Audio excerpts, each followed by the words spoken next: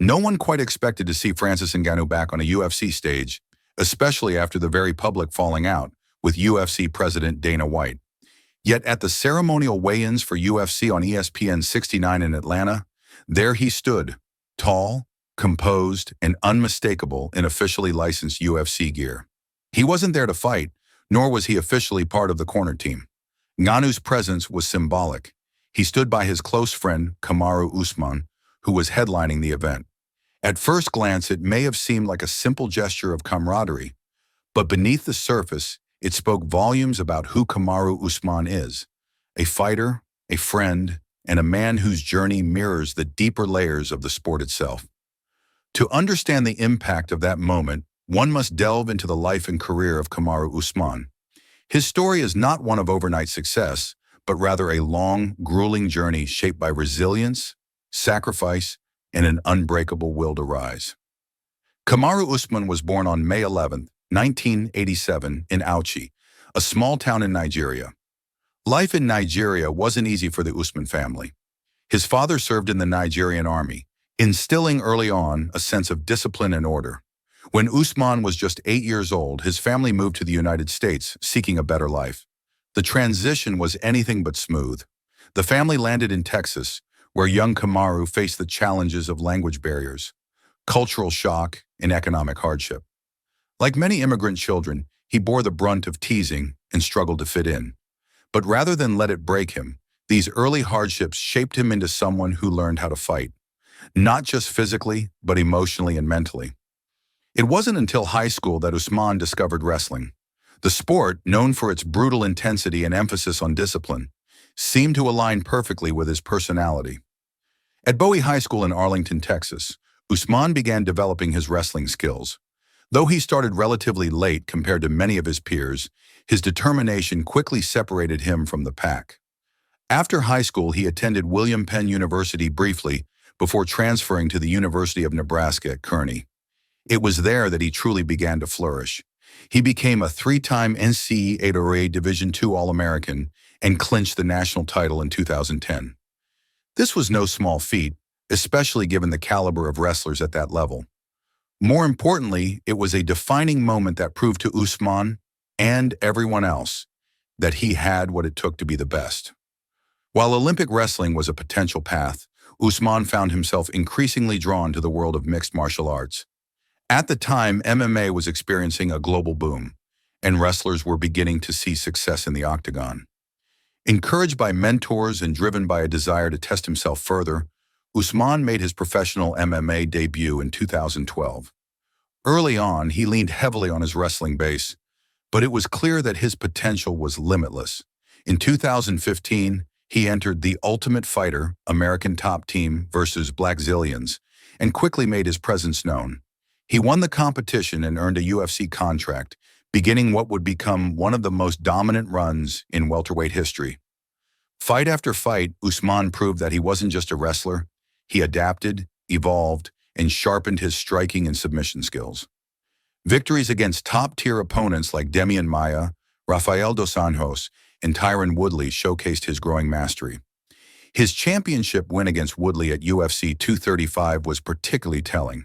He didn't just win, he dominated, putting on a performance so comprehensive that it signaled the arrival of a new era. That victory was historic for more than just what happened inside the cage.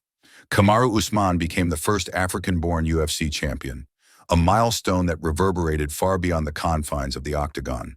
He became a symbol for the African diaspora, a beacon of hope for those who saw in him the reflection of their own struggles and aspirations. Following his championship win, Usman defended his belt multiple times against the best the division had to offer. Fights against Colby Covington, Jorge Masvidal, and Gilbert Burns became instant classics. In his rematch with Masvidal at UFC 261, Usman delivered a devastating knockout that stunned fans and analysts alike. For a fighter once labeled as a boring grappler, this was a resounding answer. Usman wasn't just winning, he was doing so in spectacular fashion. But perhaps what set Usman apart wasn't just his skills, but his mindset. He carried himself with a calm intensity, a mix of confidence and humility that resonated with fans. He wasn't flashy, but he was relentless. He wasn't loud, but he was respected. His Nigerian heritage remained a crucial part of his identity, often seen in his walkout songs, his wardrobe, and his advocacy for African fighters. Kamaru's friendship with Francis Ngannou became one of the most endearing narratives in modern MMA. Both men came from humble African beginnings, and both reached the pinnacle of their respective divisions. They often trained together, supported each other, and spoke openly about uplifting the African continent through their achievements. So when Ngannou appeared on stage with Usman in Atlanta, it wasn't just about friendship, it was about legacy. However, no fighter's journey is without adversity. In August 2022, at UFC 278, Usman faced Leon Edwards in a rematch. For nearly 5 rounds, Usman was winning comfortably, but in the final minute, Edwards landed a perfectly timed head kick that knocked Usman out cold. The image of Usman lying on the canvas, eyes wide open, became an instant viral moment. For a champion as dominant as Usman, the loss was both shocking and humbling. But true champions aren't defined by how they fall. They're defined by how they rise. Usman took the defeat in stride, offering no excuses. He acknowledged Edwards' skill and vowed to come back stronger. It was a masterclass in sportsmanship, a reflection of the kind of man he is. He attempted a comeback fight but fell short again. Yet even in defeat, he remained a figure of immense respect. Outside the cage, Usman has diversified his pursuits. He's ventured into acting, appearing in the blockbuster film Black Panther: Wakanda Forever, and has been involved in several business and philanthropic ventures. He's particularly passionate about improving access to education and resources in Nigeria, often speaking about his desire to give back to the communities that shaped him. The recent events surrounding UFC on ESPN 69 added a new layer to Usman's legacy. Standing beside Ngannou, who was reeling from the emotional weight of a fatal accident in Cameroon, Usman didn't need to say a word. His presence was enough. It was a gesture of solidarity, of brotherhood, and of unshakable loyalty.